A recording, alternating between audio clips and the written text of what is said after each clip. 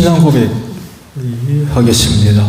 나는 전능하신 아버지 하나님 천지의 창조주를 믿습니다. 나는 그의 유일하신 아들 우리 주 예수 그리스도를 믿습니다. 그는 성령으로 잉태되어 동정녀 마리아에게서 나시고 본디오 빌라도에게 고난을 받아 십자가에 못 박혀 죽으시고 장사된 지 사흘 만에 죽은 자 가운데서 다시 살아나셨으며 하늘에 오르시어 전능하신 아버지 하나님 우편에 앉아 계시다가 거기로부터 살아있는 자와 죽은 자를 심판하러 오십니다. 나는 성령을 믿으며 거룩한 공교회와 성도의 교제와 죄를 용서받는 것과 몸의 부활과 영생을 믿습니다. 아멘. 191장 부르시죠.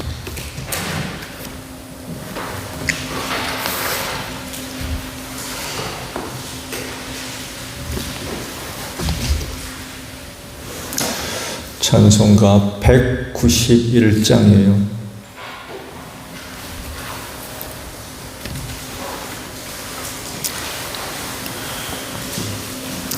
내가 매일 기쁘게 순례의 길 행함은 주의 발이 나를 안보하리요.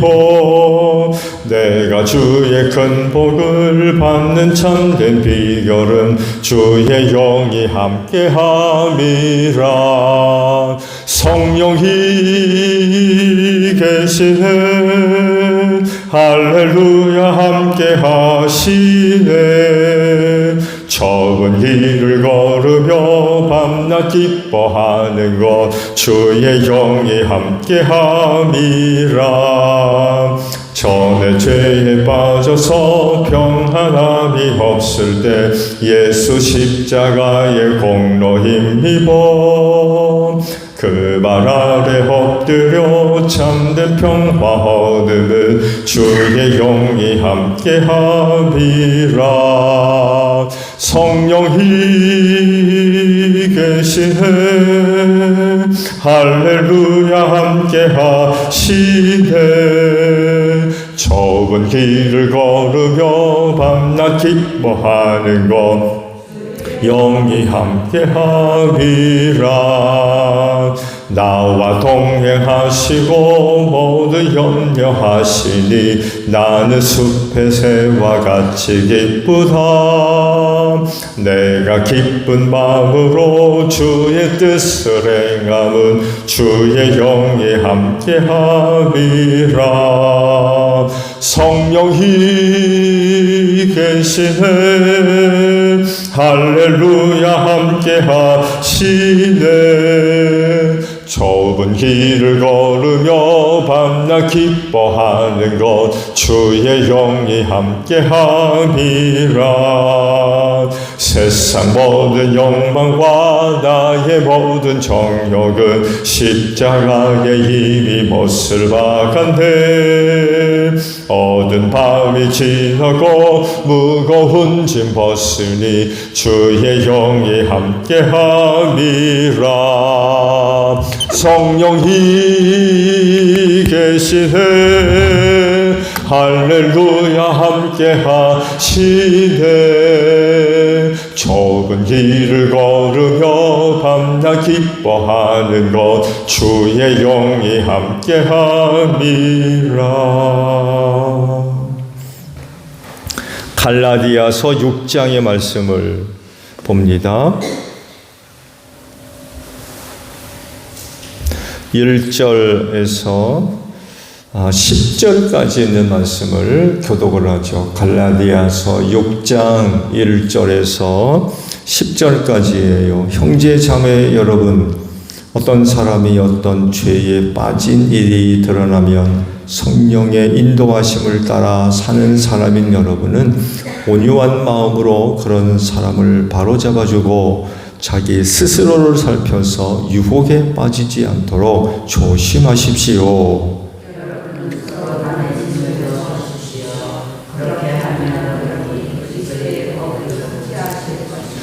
어떤 사람이 아무것도 아니면서 무엇이 된 것처럼 생각하면 그는 자기를 속이는 것입니다.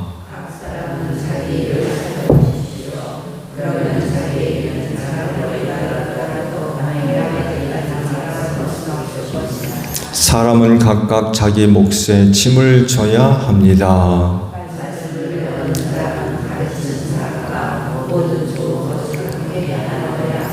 자기를 속이지 마십시오. 하나님은 조롱을 받으실 분이 아니십니다. 사람은 무엇을 심든지 심은 대로 거둘 것입니다.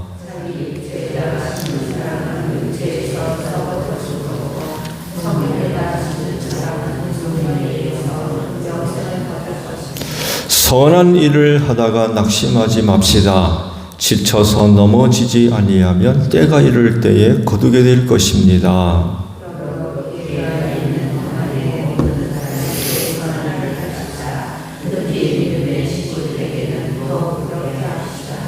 아멘. 오늘 아침은요, 7절의 말씀, 7절 상반절에 있는 말씀을 함께 나누려고 합니다. 자기를 속이지 마십시오 라는 말씀입니다. 오늘 주신 이 7절 상반절에 있는 말씀은 9절까지 그 내용이 이어집니다. 그래서 7절, 8절, 9절에 있는 말씀을 연속적으로 함께 봐야 할 그런 그 말씀입니다. 원문을 참고하면 오늘 이 상반절에 있는 말씀은 더 간단합니다. 속지 말라라고 간단하게 말씀하셨어요. 근데 이거를 이제 한글로 번역을 하면서 그럼 누가 속지 말란 얘기냐 이런 얘기가 되니까 자기 자신을 속이지 말라라고 번역을 한 거죠. 그러면 무엇이 그리스도인 자신을 속인다는 얘기죠? 뭐가 그리스도인 자신을 속인다는 얘기입니까? 자칫 자기가 자기를 속일 수도 있어요. 그렇죠? 내가 나 자신을 속인단 말이에요. 뭐가 나를 속일까요? 그건 다른 것이 아니라 심은 대로 거둔다고 하는 걸 속이는 거예요. 이런 가르침을 믿지 않는 거죠. 그런 게 어디 있어? 사람은 심은 대로 거둔다고 하는데 그런 것 있어. 사람은 심은 대로 거둔다고 하는 이 가르침을 믿지 않는 것. 이런 것들을 지지하지 않고 믿지 않을 때 누구를 속여요? 나 자신을 속이게 된다는 것. 더 나아가서 이런 생각이나 이런 주장은 하나님을 조롱하는 것이 된다 라고까지 말씀을 하십니다. 즉 하나님은 선을 행하는 자에게 복을 주시고 악을 행하는 자를 심판하시는데 그렇지 않다고 생각하며 그렇지 않은 것을 믿고 지지할 때 하나님을 조롱하는 것이 된다는 겁니다. 실제로 많은 사람들이 자기들의 악함을 두려워하지 않습니다. 오히려 어떤 사람은 자기의 악함을 자랑합니다. 타락하고 악을 저지르는 것들을 두고 자부심을 느끼는 사람들이 있어요. 그런 것들을 오히려 두려워할 줄 알아야 되는데 전혀 두려워하지. 왜? 안 믿어요. 심은 대로 거둔다는 걸 안 믿어요.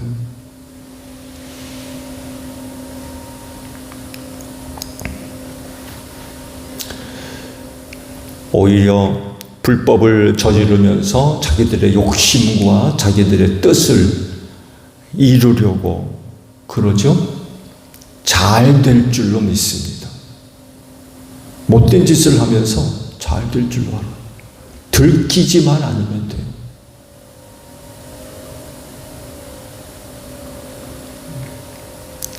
악한 사람들의 자기들의 악함을 두려워한다면 결코 불법한 일이나 악한 짓은 하지 않을 겁니다.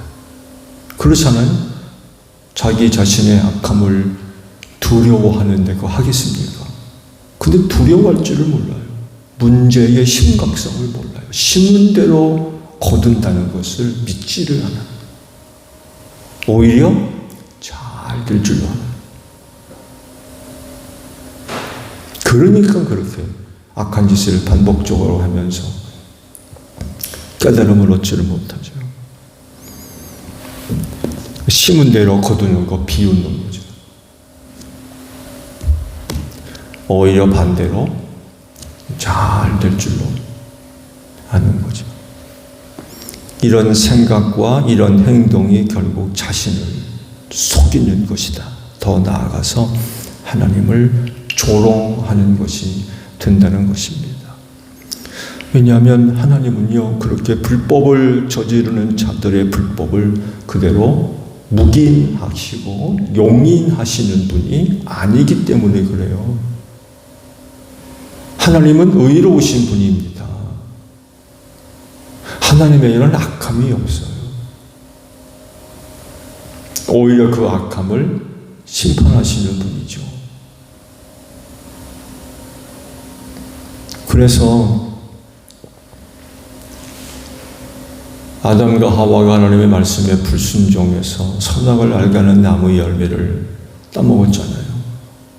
그런 그 죄, 악함을 묵인하고 용인하는 분이었다고 하면 에덴 동산에서 안 쫓아내요. 그냥 두지. 죽게 하지도 않으셨을 거예요.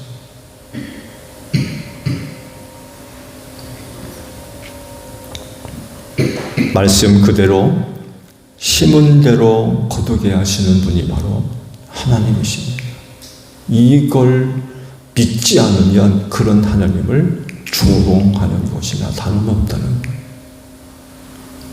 그러니까 계속해서 반복적으로 못된 짓을 하죠. 하나님을 조롱하는 행위.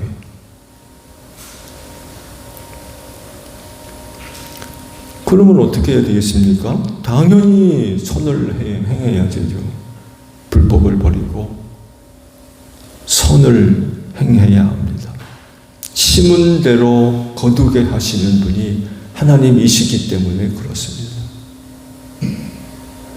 하나님을 두려워해야 돼요.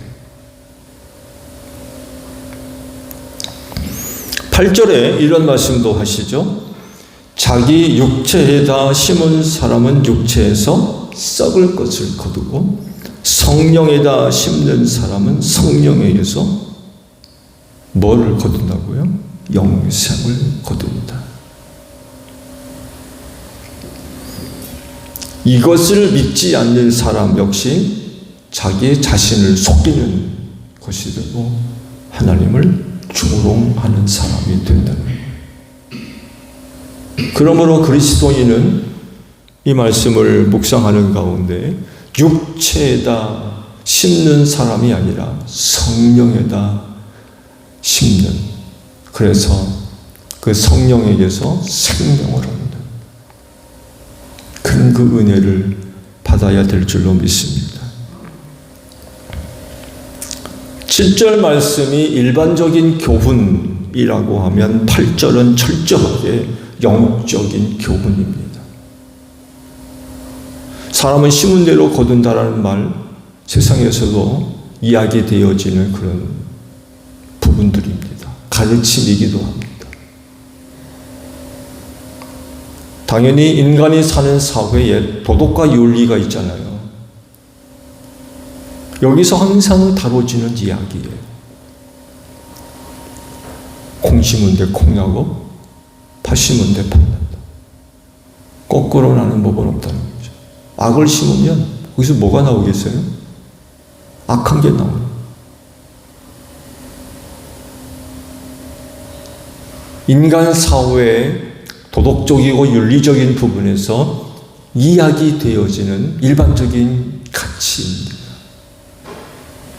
그렇지만 사람이 육체에다 거두고 사망을 열매를 얻고 성령에다가 심고 생명을 거둔다. 이건 영적인 진리입니다.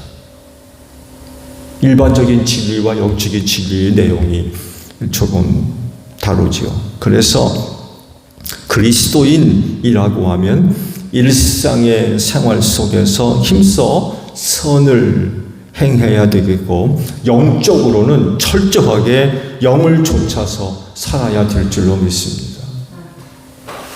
육체에다 심을 게 아니라 성령에다가 심어야 된다는 거예요. 왜? 예수 믿고 구원받았잖아요. 그러니까 당연히 육체에다 심고 사망을 거둘 게 아니라 성령에다 심고 생명을 얻어야 된다는 거예요. 구원받은 사람들이니까. 구원받았다는 사람이 육체에다 심고 사망을 거두면 되겠습니까? 그렇게 살 수는 없는 거죠. 예수 믿고 죄와 사망에서 구원을 약속받은 성도라고 하면 육체에다 심는 생활이 아니라 성령에다 심는 생활을 해야 될 줄로 믿습니다. 왜? 거기서 생명을 얻기 때문에 그래요. 더더욱이 하나님의 영을 받은 사람들이 아닙니까? 성령을 받은 사람들입니다. 당연히 성령에다 심고 생명을, 영생을 거두어야 되겠죠. 말씀 중에 육체에다 심고 성령에다 심는다라는 그런 그 말씀을 하시는데 이게 무슨 뜻일까요? 나무 심듯이 심는다, 곡식을 심듯이 심는다, 이런 의미인데 육체에다 심고 성령에다 심는 거, 이게 무슨 말씀일까요? 그건요, 심는다라는 뜻을 이렇게 보시면 돼요. 따른다,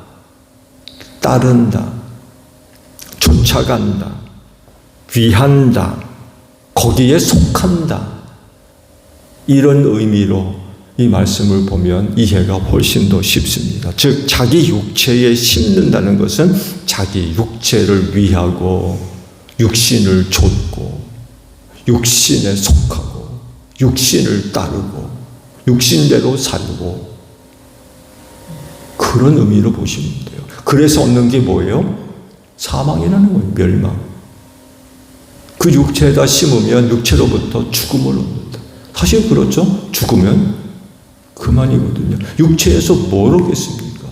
썩어 없어져 버리는데. 육체에다 심는 자는 아무것도 거두어 드릴 수가 없어요. 썩어 없어져 버리니까. 영원한 건 영이라는 거죠. 영. 육체에다 심으면 영을 얻을 수가 없어요. 반대로 성령에 심는다는 것은 성령님을 따르고 성령님을 위하고 성령님을 좇고 성령님께 순종하고 그런 의미입니다. 그러면 생명을 얻는다. 영생을 얻을 수 있다. 라고 말씀을 하십니다. 이 구절을 또한 이해하는 데 도움을 받을 수 있는 곳이 있어요. 지난번에 우리가 말씀을 봤죠. 5장 16절 이하의 말씀을 다시 보면 육체에 심고 성령에 심는 것이 무엇을 의미하는지 잘 이해할 수 있습니다. 말씀을 볼까요? 들어보세요. 5장 19절 이하의 말씀 보면 육체의 행실은 환히 드러난 것들입니다. 곧 음행과 더러움과 방탕과 우상숭배와 마술과 원수 맺음과 다툼과 시기와 분냄과 분쟁과 분열과 파당과 질투와 술취함과 흥청망청 먹고 마시는 노름과 그와 같은 것들입니다. 육체에 심으면 이렇게 산다는 거예요. 이렇게 살 수밖에 없다는 거예요. 왜? 육체가 이런 것들을 좋아하기 때문에, 이런 것들을 원하기 때문에. 여러분, 사람 그냥 두면은요 이렇게 됩니다. 왜 그래요? 죄성을 소유한 인간이기 때문에 그냥 두면 타락하게 돼요.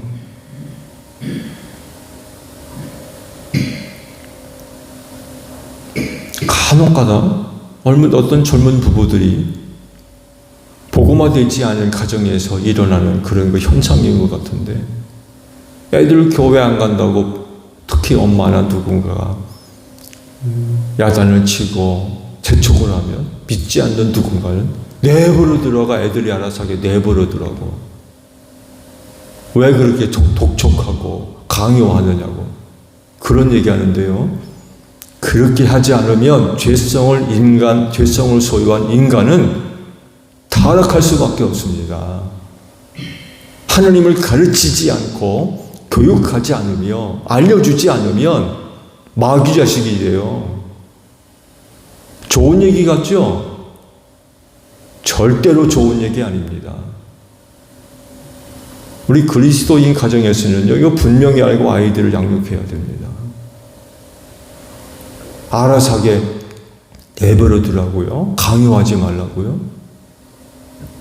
큰일 났어요.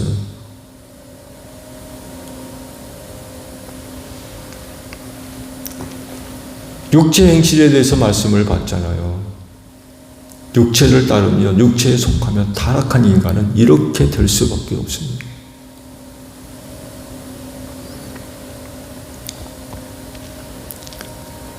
(22절) 그러나 성령의 열매는 사랑과 기쁨과 화평과 인내와 친절과 선함과 신실과 온유와 절제입니다. 성령의 9가지 열매죠. 성령에 심으면 이런 것들을 얻게 된다는 거죠. 구원을 얻는 거예요. 생명을 얻고. 그래서 말씀하신 대로 육체에 심으면 그 육체에서 썩을 것, 곧 사망을 얻고, 성령에 심으면 성령에서 영생을 얻게 되는 줄로 믿으시기를 바랍니다. 그래서 예수 믿고 구원받은 성도는 어디에다 심어야 돼요? 성령에다가 심어야 돼요.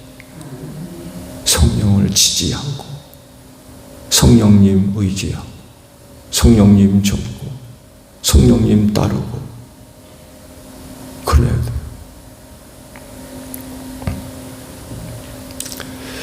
오늘 하루도 성령님께 뿌리를 내려서 삶을 지탱하고 순종함으로 생명을 얻는 여러분들이 되시기를 바랍니다.